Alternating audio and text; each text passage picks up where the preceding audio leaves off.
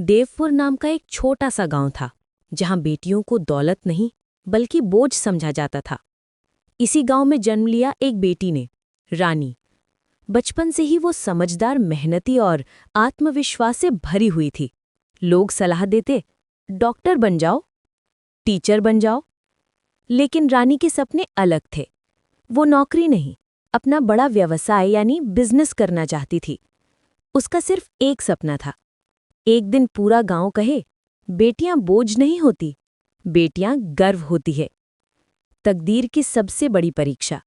Graduation की तैयारी के बीच ही रानी के पिता का अचानक देहांत हो गया। घर की सारी जिम्मेदारी अब रानी के कंधों पर आ गई। माँ, 2 छोटे भाई और पूरा परिवार। रानी ने नौकरी ढूंढी, लेकिन जो तनख्वाह मिली उससे घर के खर्च चलाना भी मुश्किल था। एक रात माँ रो पड़ी, रानी, अब क्या होगा? रानी ने आंसू छुपाए और मुस्कुरा कर बोली, माँ, अब हम रोटी बनाएंगे नहीं, रोटी कमाएंगे। सपने की शुरुआत। बचपन से ही रानी के हाथ की पाव भाजी सबको बहुत पसंद थी। उसने फैसला कर लिया, यही मेरा व्यापार बनेगा। ना दुकान थी, ना ज्यादा पैसा, बस एक छोटा सा ठेला। लोग हंसने लगे, लड़की ठेला लगाएगी, ये भी कोई धंधा हुआ? ऐसी लड़की से शादी कौन करेगा?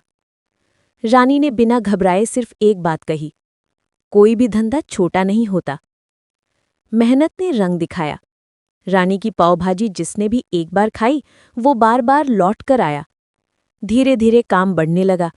ऑफिसों से ऑर्डर आने लगे, केटरिंग मिलने लगी, पार्टियां, इवेंट्स, हॉस्टल। काम इतना बढ़ा कि रानी को स्टाफ भी रखना पड़ा और कुछ ही सालों में उसने अपनी खुद की बड़ी दुकान खोल ली।